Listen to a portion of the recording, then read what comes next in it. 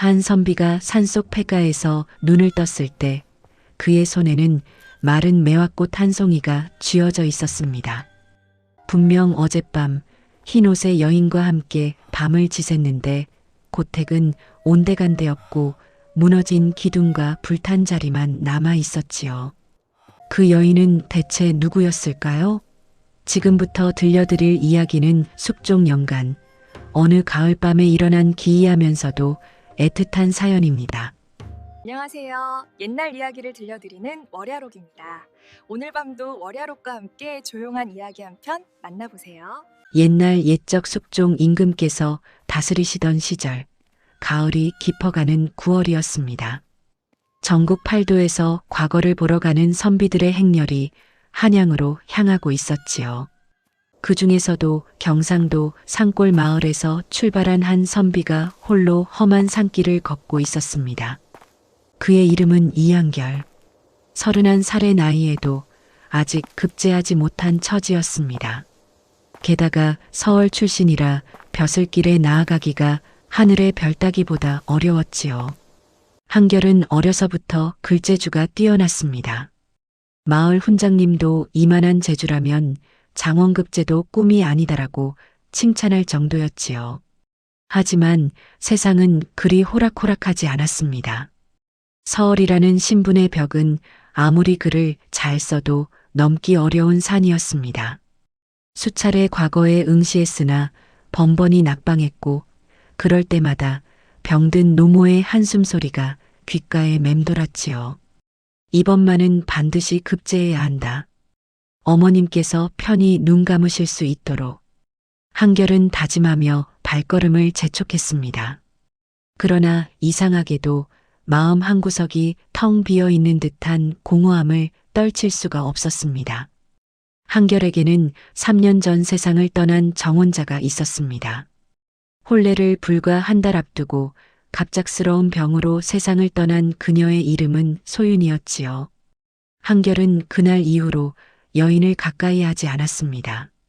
아니, 정확히 말하자면 가까이 할 수 없었습니다. 밤마다 소윤의 목소리가 들리는 듯했고 꿈속에서 그녀가 울며 자신을 부르곤 했습니다.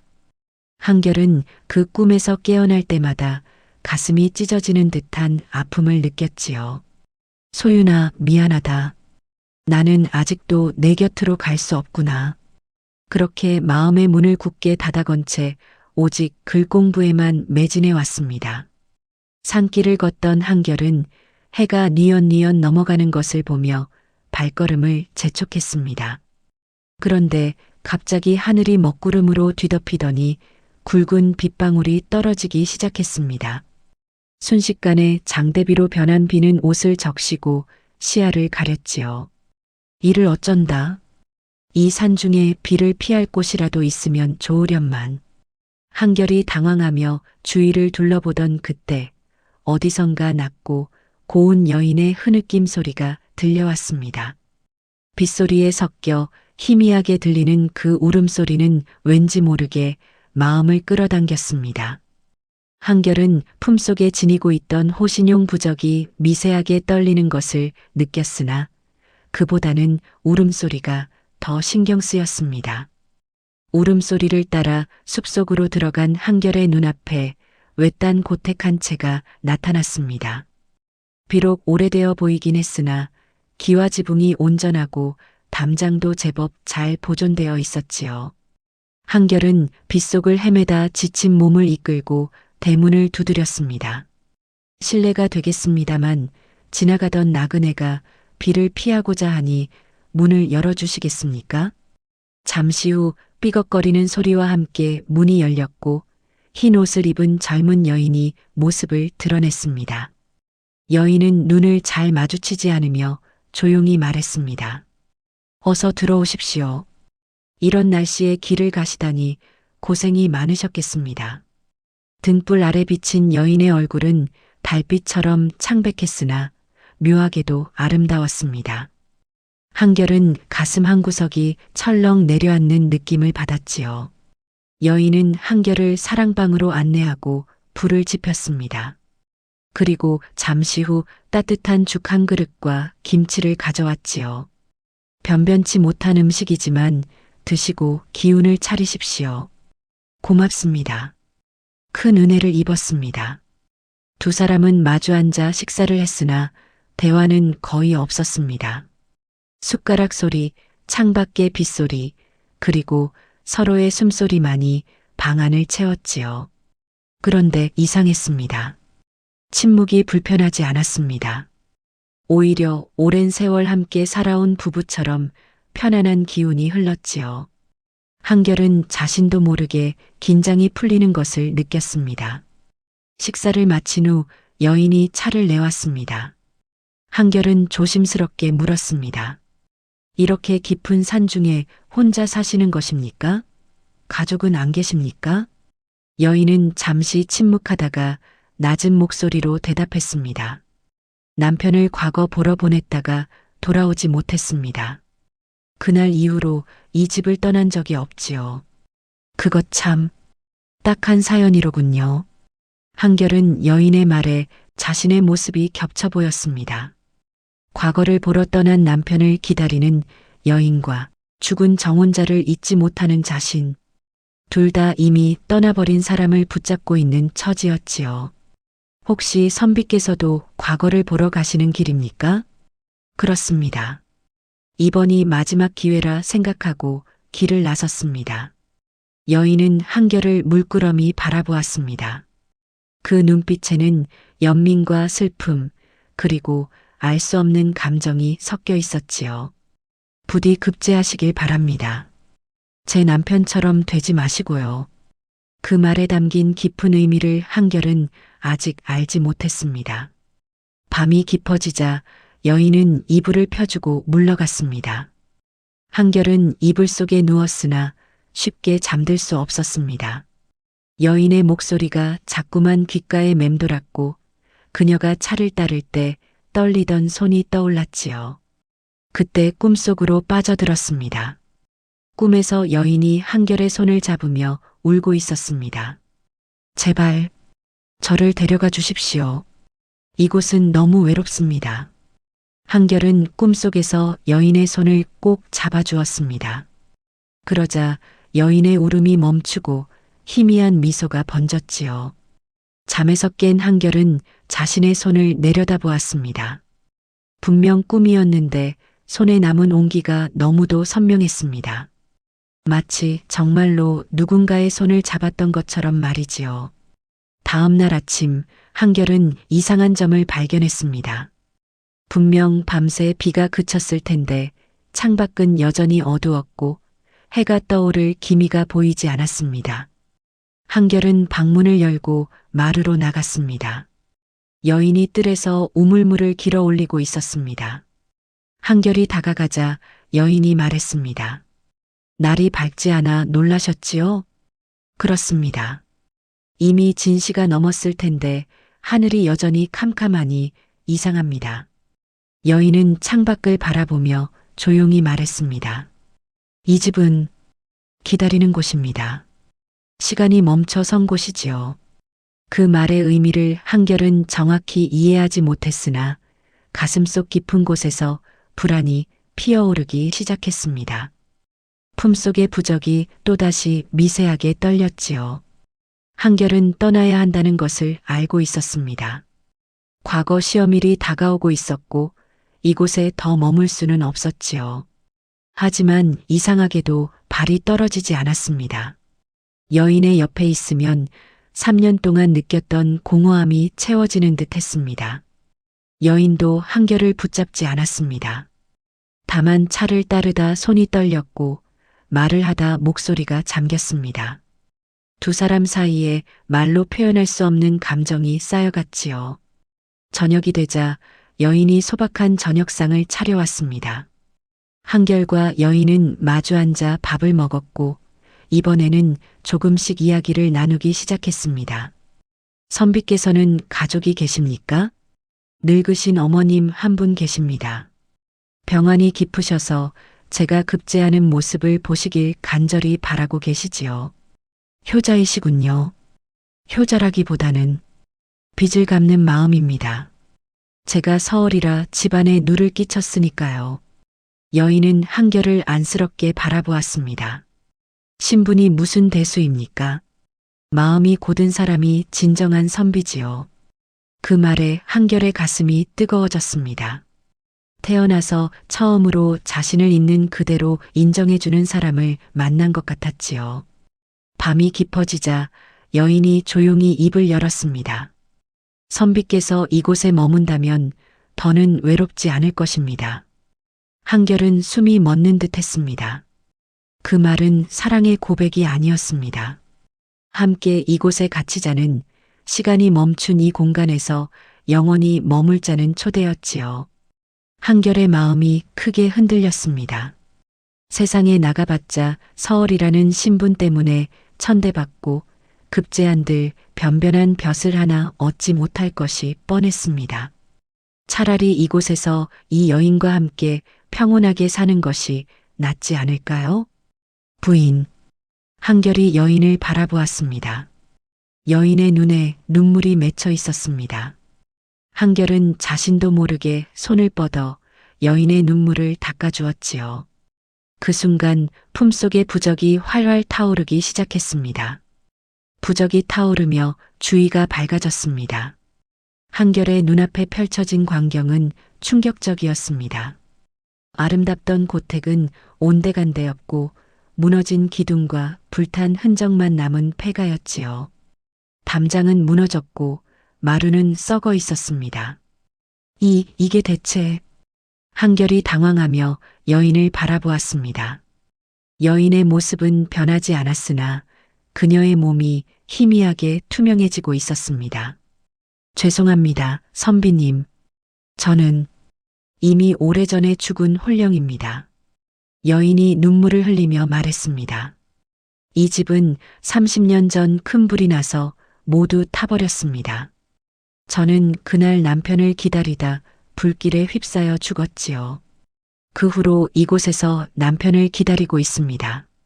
한결은 온몸에 소름이 돋았으나 동시에 가슴이 찢어지는 듯한 슬픔이 밀려왔습니다. 그렇다면 지난밤 우리가 나눈 이야기는 모두 거짓이었습니까? 아닙니다. 여인이 소리쳤습니다. 제 마음만은 진실이었습니다. 30년 동안 이곳에 홀로 갇혀 지내며 얼마나 외로웠는지 아십니까? 선비님은 처음이었습니다. 저를 사람으로 대해주신 분이. 한결은 혼란스러웠습니다. 여인이 귀신이라는 사실에 두려움을 느껴야 했으나 이상하게도 두렵지 않았습니다. 오히려 그녀를 안아주고 싶었지요. 부인, 아니. 그대는 이곳에 얼마나 더 있어야 하는 것이오? 남편이 돌아올 때까지입니다. 하지만 30년이 지나도록 돌아오지 않았습니다. 아마 저승길에서 길을 잃었거나 이미 환생했을 것입니다. 여인의 목소리에 깊은 절망이 담겨 있었습니다. 그렇다면 그대는 영원히 이곳에... 그렇습니다. 영원히 기다리는 것이 제 운명입니다. 한결은 깨달았습니다. 자신이 느낀 감정은 단순한 동정이 아니었습니다. 짧은 시간이었지만 진심으로 이 여인을 사랑하게 되었던 것입니다. 그래서 그녀를 이대로 둘 수 없다는 것을 더욱 잘 알았지요.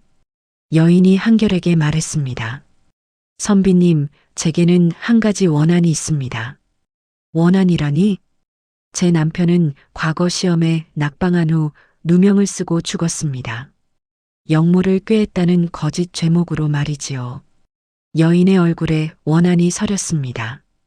남편을 모함한 자는 같은 마을 출신의 권력자 정승규였습니다. 그는 남편의 재능을 시기에 거짓 고변을 했고 남편은 고문을 받다 옥사했지요. 저는 그 소식을 듣고 슬픔에 잠겨 있다가 집에 불이 났고 한결은 분노가 치밀어 올랐습니다. 그런 악인이 정승규는 지금도 높은 벼슬을 하고 있을 것입니다. 하지만 저는 이 한을 풀 수 없습니다. 이곳을 떠날 수 없으니까요. 한결은 깊은 고민에 빠졌습니다. 과거 시험을 보러 가야 했습니다. 늙으신 어머님이 기다리고 계셨고 집안을 일으켜 세워야 했지요.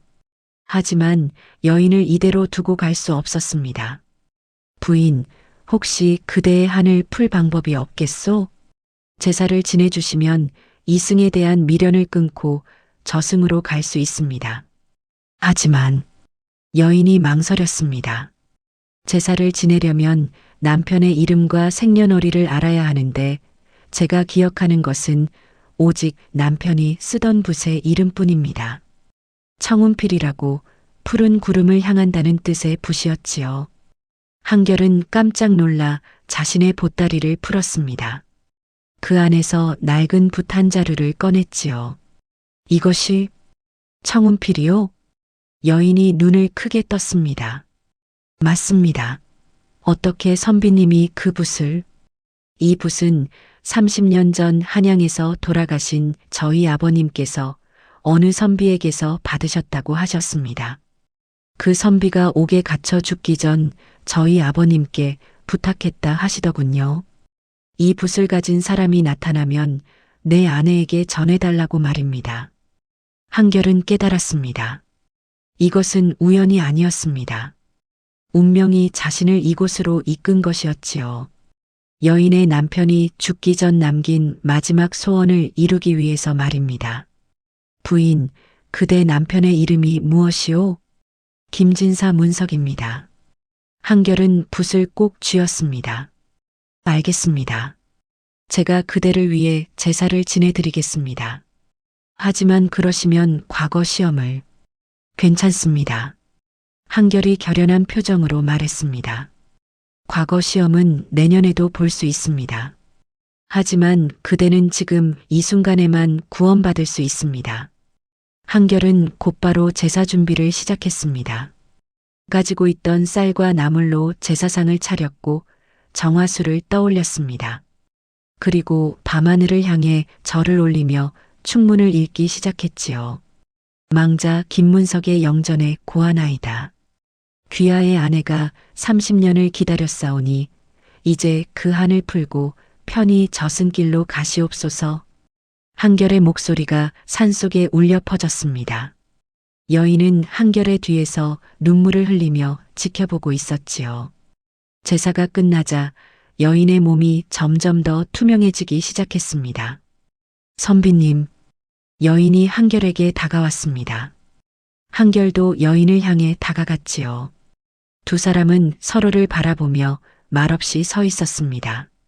그대를 사랑하게 되었소. 한결이 처음으로 자신의 마음을 고백했습니다. 저도 선비님을 사랑합니다. 여인도 눈물을 흘리며 대답했습니다. 그러나 두 사람 모두 알고 있었습니다. 이것이 마지막이라는 것을 말이지요. 선비님, 한 가지만 부탁드려도 되겠습니까?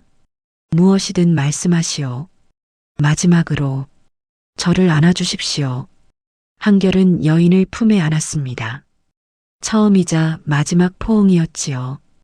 여인의 몸은 차가웠으나 그녀의 마음은 뜨거웠습니다. 감사합니다, 선비님. 30년을 기다린 보람이 있었습니다. 여인이 한결의 품에서 미소를 지었습니다. 그리고 한 송이 매화꽃으로 변하더니 바람에 날려 사라졌습니다. 다만 한결의 손에는 마른 매화꽃 한 송이가 남아 있었지요. 한결이 눈을 떴을 때 주인은 완전히 변해 있었습니다.